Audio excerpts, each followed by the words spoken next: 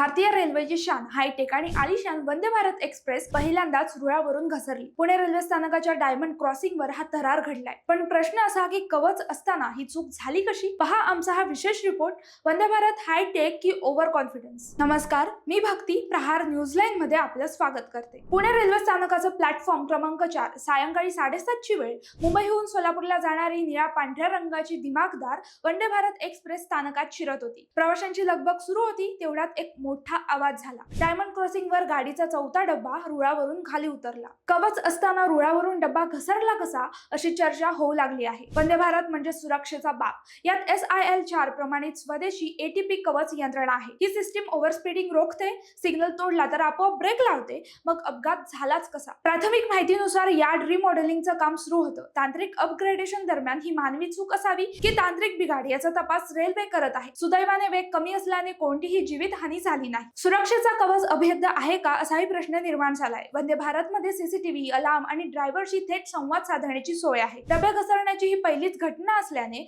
आता रेल्वे सुरक्षा आयुक्तांच्या अहवालाकडे सर्वांचंच लक्ष लागलंय। तंत्रज्ञान कितीही प्रगत असलं तरी जमिनीवरचं काम करणाऱ्या मानवी हातांची सतर्कता ही अधिक महत्त्वाची असते। कवच ही यंत्रणा अपघाताची तीव्रता कमी करते, पण रेल्वे ट्रॅकच्या कामात एक चूक महागात पडू शकते। सुदैवाने मोठी दुर्घटना ही टळली असली तरी रेल्वेने या तांत्रिक बिघाडाचा गांभीर्याने विचार करण्याची गरज आहे। कारण वंदे भारत ही भारताची प्रगती आहे, तिची सुरक्षा ही रेल्वेची जबाबदारी आहे। पुण्यातील या घटनेने प्रवाशांच्या काळजाचा ठोका चुकला असला तरी भारतीय रेल्वेची सुरक्षा आजही अव्वल आहे। गरज आहे ती फक्त तांत्रिक कामात अधिक अचूकतेची। माहिती आवडली असेल तर कमेंट्स मध्ये नक्की कळवा आणि असेच नवनवीन व्हिडिओ पाहण्यासाठी प्रहार न्यूज लाईनला लाईक, शेअर, फॉलो आणि सबस्क्राईब करायला विसरू नका। धन्यवाद।